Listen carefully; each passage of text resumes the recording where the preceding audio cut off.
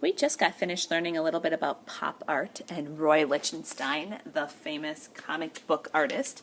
So we're going to create this comic book inspired project using a little bit of that onomatopoeia.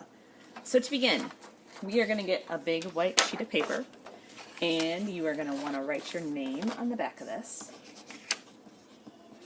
And your goal today is to fill this paper up with words from magazines. So this is going to give us a nice background with some text, which is words. And we want that text, the words, to be mostly black and white. So I'm going to start kind of clipping, and as I clip this, I am seeing that there's a little bit of brown print. That's fine. I'm trying to trim these white pieces off. This I'm just going to set in a pile. It's probably going to get recycled. So let's see what else I can find in this magazine. That would work. It's pretty small. This would work. So I'm going to kind of pull this out, and I'll clip this in a little bit. Things that won't be the best, this probably wouldn't work very well. There's so many pictures in here, and we don't want pictures. That's got words, but it's got a blue background. This is super skinny too. I'm just looking for pages that have a lot of words. Yeah, this has some. We wouldn't want the red and green areas. But I'm going to clip this because I think some of this would work. So you're going to need a fairly large pile of papers, and you're going to want to trim them down. So I'm going to cut off a lot of this white stuff. If you cut off words, that's okay. If you only see part, or you can only use part of it, and it kind of ends at a weird sentence, that's okay too. So I'm making a pile of garbage. I'm going to have a big collection today. So once you feel like you've got a good pile of text, words, you can start to glue or start to arrange them and glue them onto your white paper. So they're definitely going to have to overlap. They can even be upside down or sideways if you'd like, just as long as we're filling this space in with some text. So it's going to kind of look like a comic book. You're going to have to overlap to get to cover all those spaces. Okay, that one fits pretty well up and down. So I've got a large pile here I had started. That's getting close to that edge. That's pretty good. So my next step, after I kind of arrange these and get them pieced on here, is to glue them. So when I come back, I will have this pretty much filled up and pasted down. I have cut and glued all of those pieces of text down, and you can kind of see that some of them are turned sideways. If you have some upside down, that's okay too. If you have big chunks hanging over the edge, you can trim those off. I like to flip my paper backwards to do that, and I'm trying not to cut the white paper. I want to keep that nice size, but any big pieces could be trimmed off. And make sure you're throwing away all those little scraps today that you're making. This is going to have to dry, so if you want to bring this to the drying rack right away, you can. We cannot work on this today with the glue so wet, because that magazine paper is pretty thin. But we can start to get some ideas for what word we're going to use and kind of sketch out what that word's going to look like. So you have to think of one of those onomatopoeia sounds, and you're going to make bubble letters with it. And so it's going to be about as big as this page. If I look at my boom one, this paper, the boom fit on here really nicely. Maybe it's a little bit bigger, but pretty close. So I'm thinking about the word snap. So onomatopoeia in this comic book way should have all capital letters.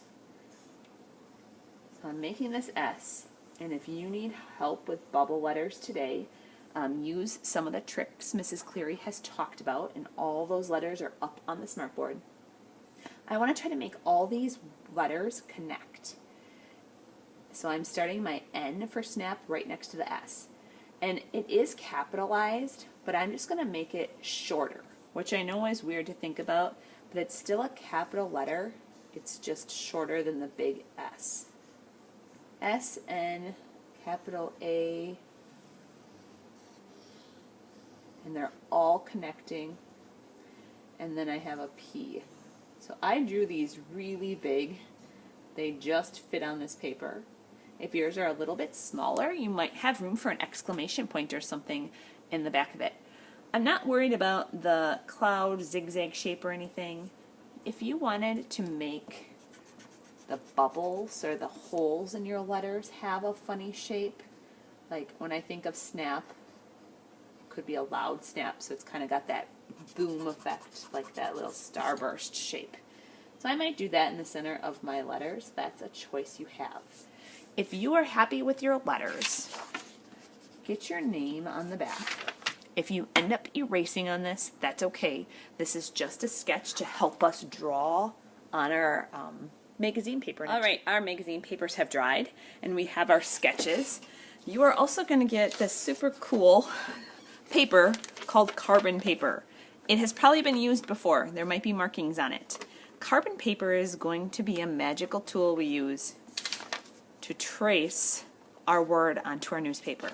So carbon paper, we want the side that's dark down on the magazine. So this bluish purple color is going to be up. So I'm putting that down, and I'm putting my word right on top. I am going to trace, try not to move or shift this at all. So I'm just going to trace right over my letters that I was happy with, that I sketched out so nice last time. So I'm going to do the S, and then I'll give you a sneak peek at what's happening with this carbon paper. So if I lift both these up and I'm holding this down so it doesn't move, you can start to see the S. It's not perfect, but it's going to be a lot easier to do it this way than it is to have to redraw it. Let's see if I got that whole letter. Now it's on there. So carbon paper used to be something that they used a long time ago when businesses and schools didn't have copy machines. So it was a fast way for them to make lots of copies if they had the carbon in between. I'm trying my best to stay on my lines, but I know I'm not outlining this perfect. But this is going to be so much easier than having to redraw these letters. So before I peel this all off, I'm just going to take a quick peek. I'm lifting up here. Yep, that's pretty good. So you can see my word snap. So around the word, I'm going to come up with some kind of bubble. So I know snap is kind of a loud sound, so I'm going to have it kind of a sharp shape. As I'm drawing this on, I'm trying to leave a space between the letters so that I can color. And you are probably not able to see this very well in the video. So I want you to do that shape in pencil. For the video, I'm just going to do it in a Sharpie so you can see it. So I am leaving a nice outline, nice shape between the letters and this, and it's also not coming super close to the edge of the paper. So for me, this looks like a bunch of mountains or zigzags. You could have a more rounded shape. You could have it just be an oval or a square, and I connect it. So our next part is going to be coloring. And for this project, we're going to use a pretty simple color selection of the primary colors, a lot like Roy Lichtenstein would have done. So with the primary colors, we're using just regular markers. You can color the words, you can color the shape, you can color the background, you can color all of it, you can color some of it, but I want to show you that these are not going to cover up the magazine words, and we don't want them to.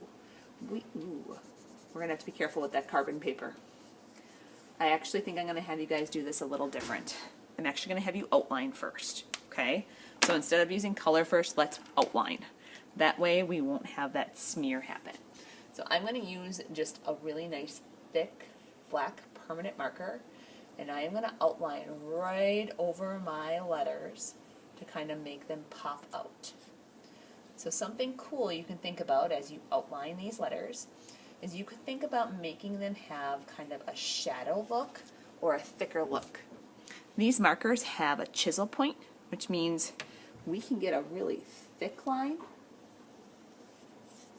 and parts of our letters could be really thick and shadowed, and then we can make it really skinny like the rest of my letter is outlined. So right now I'm just creating a little bit of a shadow, and maybe I have some right here too. So I'm just making some parts a little bit thicker and then having them go like really skinny into a snake. Okay, maybe I'll have a little bit thicker here. So I'm just kind of outlining and coloring these a little bit to make them look thicker. And trying to make my lines nice and neat. I don't want to just go thick and go skinny. I want to make them blend nice and match nice. So before we do color, let's outline our letters. And you also are going to want to outline that shape around your letters. And you might think about having thick and thin. And a pattern of thick, and let's see how skinny I can get that one. Skinny. That's going to help it look like it has a shadow too, which is definitely what pop art was about. So I'm going to finish outlining this, and then I will go back to the color, and it will not smear. So I am just finishing up the outlining, and I wanted to show you the difference between just a single, super simple, thin line and outlining it to make it thicker. Really helps it stand out.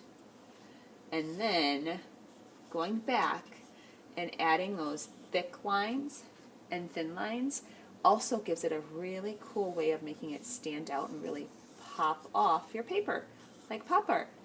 So I'm going back and I'm just making some of these lines super thick, but still thinking about a nice straight line. So the outlining part might take you a while, but it's really going to help your project pop out. Awesome. I think I am done with the black marker. Now I'm ready to go back and add that color, and hopefully we don't have any smearing happen. So the cool thing about this is it goes pretty fast when you add that color on there. So you could do patterns in your words. You can have the whole thing be colorful, but we are just using the primary colors. That was kind of Roy Lichtenstein's claim to fame, meaning it's all he used, and it made his artwork stand out, and it was really easy for people to recognize it. So if you see comic books or pop art and it's just in the primary colors, it's probably Roy Lichtenstein's. So I think I'm going to add color maybe around the edge, and I'm thinking about blue. So I got a messy mat out because I know when I color this blue, I'm probably going to do it pretty fast, and it's going to go right off the edge of the paper, and my messy mat will catch any of that stuff. So have fun with the coloring and be creative. Your finished projects will go in the drying rack just to make sure we don't get them smeared and the marker dries really nice.